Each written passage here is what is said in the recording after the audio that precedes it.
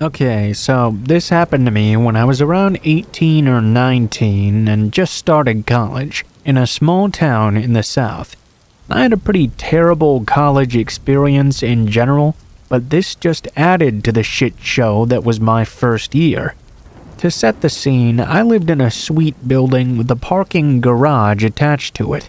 There were probably 4 or 5 levels to this garage, and the top level was at ground level. The suite building was about a 5-minute walk down a sidewalk to the entrance. There was also a little room with windows that housed the elevator nearby the sidewalk. My boyfriend at the time lived off campus, and I hated being on campus so much that I spent a lot of time at his house in a neighboring town. I did have an 8 a.m. class though, so I would usually at least go back to my suite at some point in the night or early morning if I could. One night, I'd just gotten back at around 2 a.m. The parking garage was pretty full on this night, and I had to park at the furthest end of the building, closer to the ramp that went to the lower levels. I'm terrified of being inside parking garages for long times, so usually I'd always park at the top. It was pretty dark out. I would also usually call my sister or my boyfriend if I was spooked. This night was pretty normal though, so I didn't really feel the need to bother them yet. I was almost to the sidewalk when I noticed someone in the little room where the elevator was. They had been hidden behind a wall, but after I passed them by, I saw them emerge. It seemed he'd come out as soon as he thought I wouldn't notice him, since I wasn't able to see him through the windows there. I didn't get a great look at him, but I could tell it was a middle-aged man.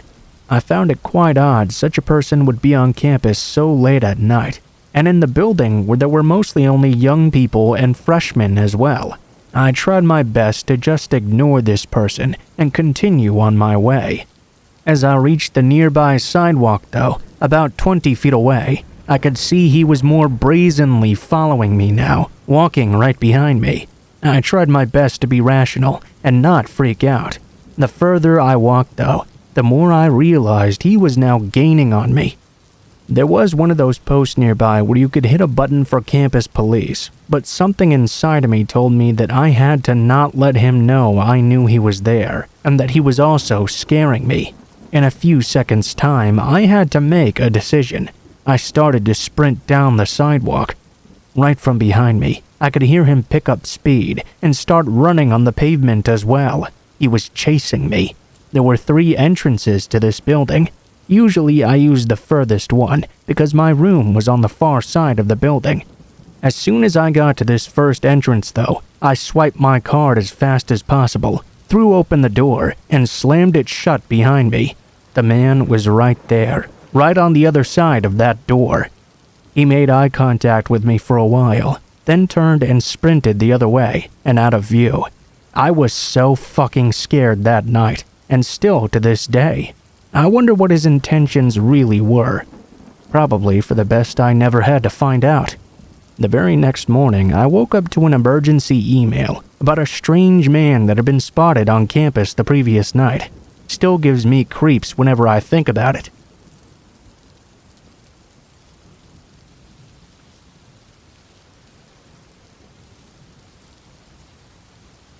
I lived in Wisconsin and worked at a covert restaurant when I had this horrible experience. At the time, I had an old clunker for a car. It would get me to and from work, sure, but it was one of those cars that every time you drove it, you just knew something was eventually going to happen. You always just hoped that when it did, it was going to be nice outside at least. Of course, that's never how it actually works out. The day I finally had the problem with my car, it was definitely not a nice day. It had been snowing hard all day long, and the ride to work had been bad enough. This day just got worse and worse. While I was working the closing shift, I don't think the entire 9 hours I was at work the snow even slowed down once. It was just constant, even though the plows had been running all day long. They could only do so much before the roads just ended up covered once they left. We closed at 10 p.m. or so, and it took us another 45 minutes to clean up the store. There was one coworker and one manager with me. We locked up all the doors and then went our own ways. It felt quite good to get out of work finally. I knew it would feel even better to get home, but I was not looking forward to the journey there. I lived a good 10 miles away, and in these weather conditions that ride was going to take forever. I had only gotten about halfway there when the very worst thing happened. I blew a tire. I was panicked at first. I was worried I was going to wreck the car due to the lack of traction on the ice.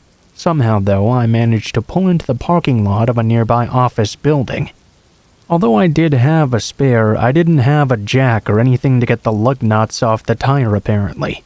Yeah, I know it's stupid, but I always thought I'd have the time to get those things if I ever needed them. Now I had no idea what I was going to do. There was no way I could just walk home, and I definitely couldn't leave my car here either. Even if I could call a taxi, if I left my car there it might get towed away, and I just could not afford a towing fee right now. I tried my best to get a hold of some friends, but nobody was answering their phone that day. I waited there in my car for a while, just watching the snow fall and wondering what I could do in this situation. I wasn't in the parking lot for more than 15 minutes when an SUV pulled off the road and drove over to me. I was immediately worried I was about to get in some trouble for idling in the parking lot, but I was also hopeful this was just someone trying to help me. A big, husky, bearish-looking man climbed out of this SUV and walked up to my car. He knocked gently on the window, and I rolled it down. "Hey there, need some help changing a tire?" the burly man said.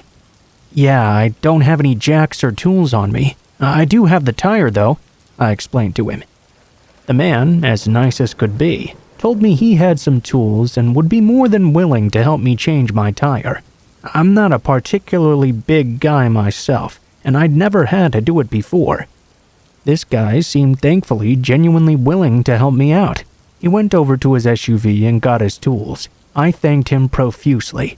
As he began to change the tire, I got out of the car and stood behind him. I told him from now on I would get the tools, and if this ever happened again, I would be prepared from then on.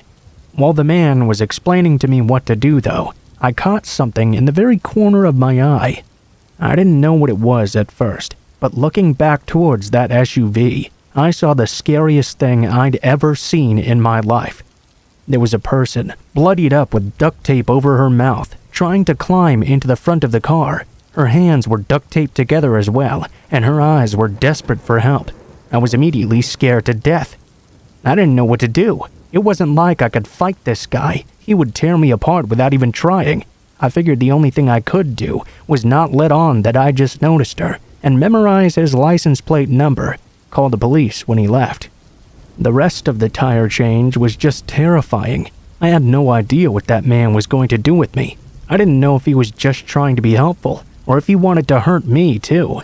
I tried my best not to look nervous, but every time he moved closer, I nearly jumped out of my skin. When he had finally changed the tire and began to lower the car back down, I reached into my pocket and grabbed my car keys. He picked up the jack and asked me to lean over and take a look. I really didn't want to do so, but I did it very slowly while making sure to keep an eye on him. When he saw how slowly I was moving, he picked up his tools and went over to put them in the back of his car. Immediately, I grabbed my keys out of my pocket, threw my door open, and slammed it shut. I looked in the mirror and saw the man had noticed me. He began to move quickly around the SUV. I turned on my own car. Thank God horror movie cliches don't happen in real life. My car started right away. I put it in gear and took off before the man could get to the side of my car.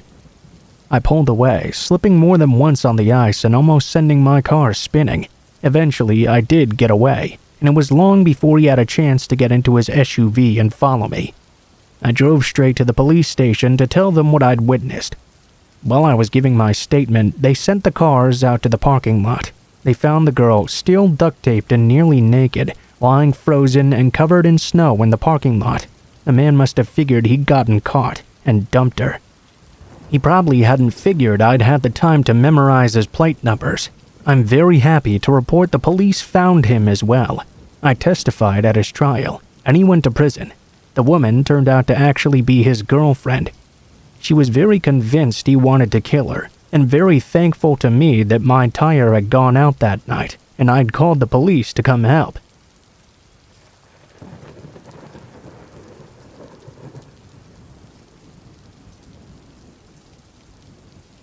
My first Christmas away at college was a sort of sordid, lonely affair. I didn't have the money to go home and spend Christmas with my family.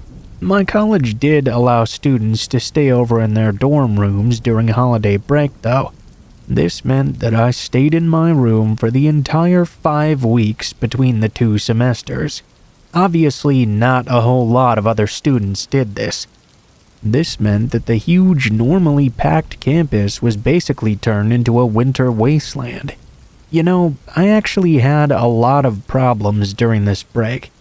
I've actually shared a few of them before, but I haven't shared this one yet. First off, I was drinking quite a lot during this time. I didn't really think too much about it, though. I was in college, and it wasn't like it was hurting anyone, so I just did it. My personal drink of choice was vanilla vodka. I can't count how many days and nights I walked down to the store in order to grab some. On Christmas Eve, I was feeling particularly lonely, and I really didn't have much to drink on me. Not only that, I realized the liquor store would be closed on Christmas Day. To be honest, I was surprised that with so few students on campus that the store was even open on Christmas Eve as well. I decided to walk down to the store.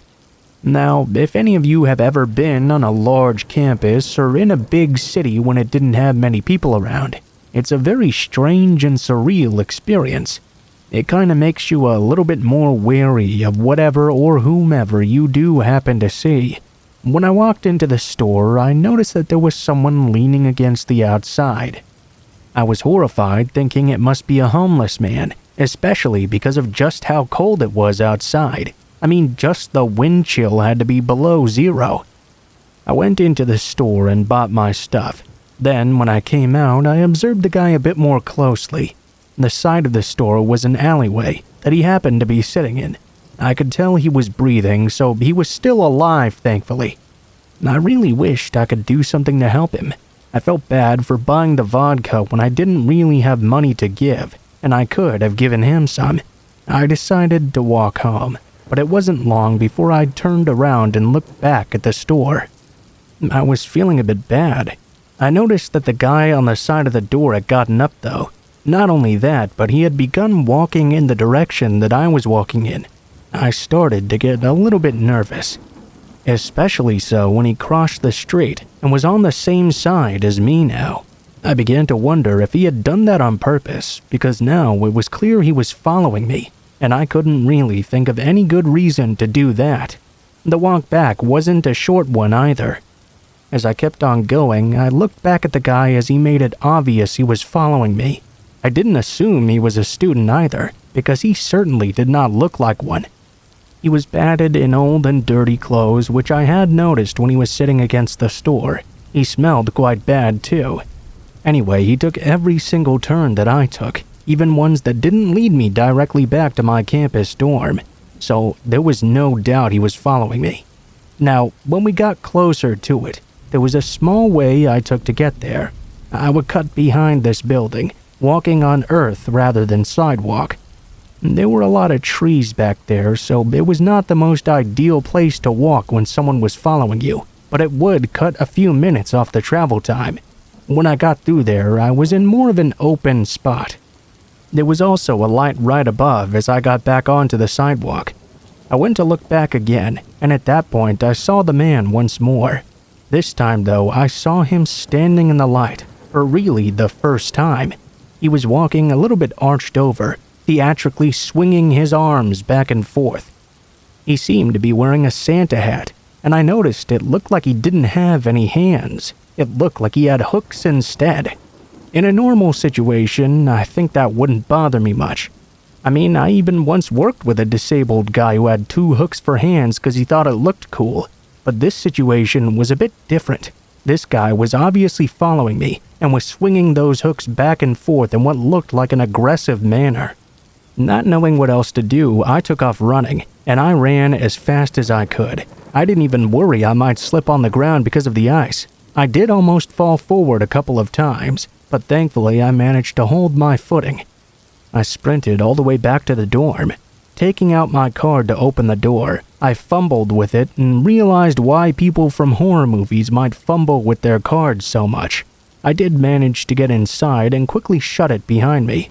Looking back, I noticed the man was still out there, but now he had stopped pursuing me.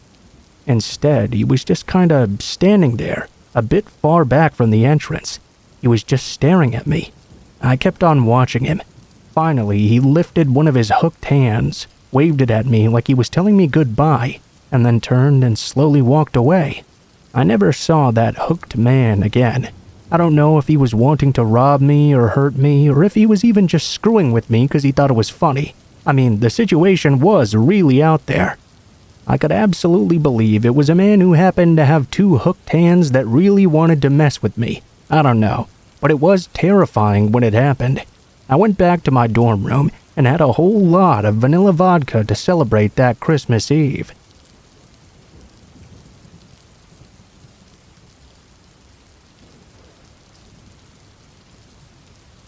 I recently received a friend request that reminded me of this story. This happened after I went to university, so I was about 18 years old at the time. I had made an effort to make friends after I moved onto campus, and ended up with a few groups to hang out with, including a new girlfriend and plenty of people from my classes that I liked well enough. There was one class before lunch where it was traditional for people to go to the cafeteria afterwards to eat in pairs or threes. I wasn't very discerning about who I'd go with, because I got along fine with most people from the class, and we were all sort of trying to make an effort to be social at that age. This meant that when one particular girl, Lily, asked if I wanted to go eat lunch together after that class, I didn't have any reason to refuse. We talked about school and mostly pretty casual stuff, nothing really noteworthy. She did ask me to get lunch with her again the next week, though. Soon it became a pattern, and there wasn't exactly a way to start saying no suddenly. It was fine with me, but it did mean I lost the chance to eat lunch with anyone else on those days, which sort of hindered my social life a little. In hindsight, I suppose that was the point, though. One day in class, I asked someone if I could add them on social media, and this just happened to occur in front of Lily. Immediately, I saw her face jerk towards me from a couple seats over. It was such a sharp reaction that it was hard to ignore. I still remember it even to this day. Needless to say, by the time I had gotten home later, Lily had already sent me a friend request. We had no friends in common either. I don't even know how she knew my last name. I was a bit surprised, but I guess maybe she dug through the university's social media pages and found me through there or something. I did get a bad feeling, but surely this was fine. She ended up messaging me quite a lot and commenting on anything I posted. I told myself she was just awkward. We became friends, if not close, and I'd known worse people. She still always got me to go eat lunch with her after our shared class. Other than that, though, we very rarely had any time together in person. I would see her around sometimes, but I never went out of my way to hang out with her, you know. This meant it was mostly online messaging and seeing each other in group settings. Coincidentally, my girlfriend was also called Lily. This was something that clearly bothered the other Lily. She occasionally hinted that she wanted my girlfriend to pick a different name, or joked about it not suiting her. Clearly, she did not like my girlfriend at all, and I had an idea as to why. It was getting hard to ignore by this point. Lily was starting to unsubtly hint that she had a crush on me. I tried my best not to address it. I mean, what was I gonna say? I'd never known what to do when a friend tried to make a pass at me. I was also not interested in the very least. Even ignoring some of the weird stuff she did, Lily was just not my type. She tended to act and dress in a way somewhere between a 50s housewife and all those adults still obsessed with Disney princesses, if you can picture that combination. Things took an uncomfortable turn on the day of our last shared class of the year. Instead of asking me to lunch like she usually did, she asked if I'd go out for a walk with her. Again, I didn't know how to refuse, so I said a small one would be fine. Our campus was bordered by a large patch of woodland. Lily led me out into the woods, and the sounds of our fellow students slowly faded away. She sat down on a log and I joined her. She started talking about how much she was going to miss me over the summer. I tried placating her, but I really didn't want to be there, especially because she seemed to be on the verge of tears.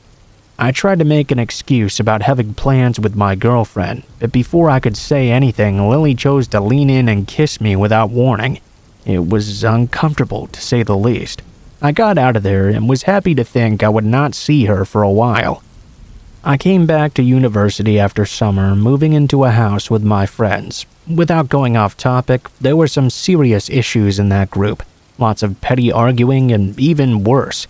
I broke up with my girlfriend around the start of that school year as well.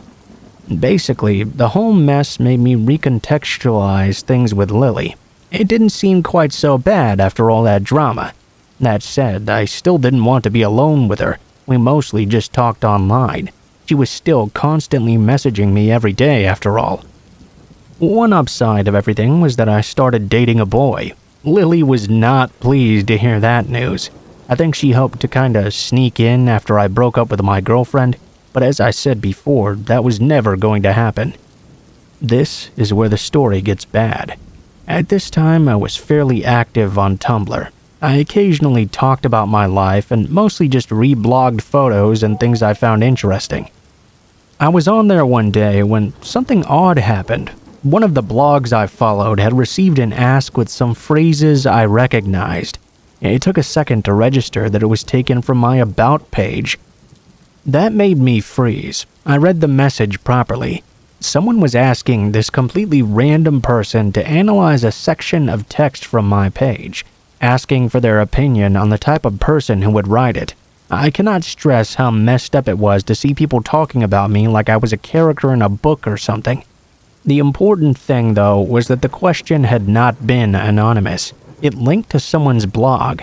Obviously, I wanted to know who had taken such a bizarre interest in me in particular. As far as I knew, not a single person in real life knew about my page. It's not like I shared it around or anything. No prizes for guessing who was behind it. What I found was disturbing. It was almost like a shrine. She was using a fake name, but I recognized Lily all over that thing. It was this cutesy pink and red page. There were a few posts about her interest, but most of the content was focused on her primary interest, me. Most of the posts were all about me. There were accounts of things I'd done recently, places I'd been, groups I participated in, going to the nightclub recently, as well as references to things as far back as I'd known her. It was clear she'd been keeping tabs on me, both online and offline, gathering every scrap of information she could about my life and hoarding it in this little collection. She talked about us eating lunch together, how special our dates had been to her, as if it was anything more than acquaintances just getting food after class. She even talked about the time she had forcibly kissed me in the woods. She quoted lyrics from all of my favorite songs, even though I'd never talked about them, and talked about how she'd always be there for me, no matter who else came into my life. Lots of references to loving me just the way he is as well, which answered another mystery about some anonymous love letters I'd been receiving earlier that year with the same wording. It got worse. There were a lot of posts about my boyfriend as well. Those were not so nice. It was angry and hateful. I didn't like to think of the sort of person who could write so obsessively being fixated on me. One thing that didn't make sense at first was that the blog had also made plenty of references to this best friend, Steven. She had never mentioned this person to me, and I'd never seen anyone else around her either. Her post talked a lot about Steven, and how great a friend he was, how much fun they had together, how much he looked out for her. I was trying to work out whether this was an online friend or something, when one specific post made it all click. She had posted a photo and captioned it, "Steven sent this to me. He knew I would like it." The problem was, it was a photo taken straight from my page. I had not sent that to her. She took it from my page and then claimed I was her fictional best friend because in her head she'd split me into two people, the two most important people in her life. In her messed up fantasies, I was both her perfect best friend and her soulmate who was going to end up with her. Who was she complaining to? Oh, she had an audience all right. People who took what she said at face value. I saw a bunch of random people agreeing with this stalker, things like my boyfriend didn't deserve me, we were bound to break up soon, I would be with Lily, the person I was clearly destined to be with. She had this fake fanfiction version of my life up for anyone to share their opinion on, and she made herself out to be the hero of it all, of course. I had only gone maybe a month back into this page's history, and I didn't look at everything that was there. It was too much, and I didn't want to see if there was anything from before I'd known her. Needless to say, I sent Lily a message confronting her about this blog. She said nothing. I can't stress how weird it was to have found pages and pages dedicated to me. Then she just acted like it never happened. She said nothing. Didn't even address it, just changed the subject like I'd never even said it, like she hadn't even registered that it existed. I've never seen deflection quite like it. Well, of course, afterward she deleted the page, or at least changed the name and hid it because I could never find it again. That was not the end, though. I was not going to hang out with her anymore, but we were still shoved together in classes. She had started to actually scare me with what she might do next. I'm kind of a paranoid person already, so knowing someone was obsessively keeping track of me for who knows how long really scared me a lot. The next thing she pulled was trying to seduce my boyfriend. That was a useless attempt. What was her plan there? Did she hope to tell me he cheated and wait for me to break up with him or something? Why would I want her after that? When that didn't work, she tried to seduce all of my friends. None of them took the bait, thankfully. She ended up dating one of my former housemates for a while, but made sure to send me messages every day while they were together, letting me know she'd rather be with me instead. Lily made sure to stay in my life the entire time I was at university. There was a time when I tried to pull away from her, and she ended up starting these malicious rumors about me and damaging a career opportunity I'd put a lot of time into. I don't know all of what she did behind my back, but it made me realize it might be safer to just let her think she was a part of my life while ignoring her, rather than do something that would cause her to get angry. I knew at this point she really didn't have any reservations about hurting me to get what she wanted. After I graduated, Lily of course still wanted to hang around me, but now I didn't have that additional impetus of school keeping me there. I made excuses about work and barely talked to her after that point. I had entirely stopped posting on social media I knew she knew about. Of course, she would not give up that easily.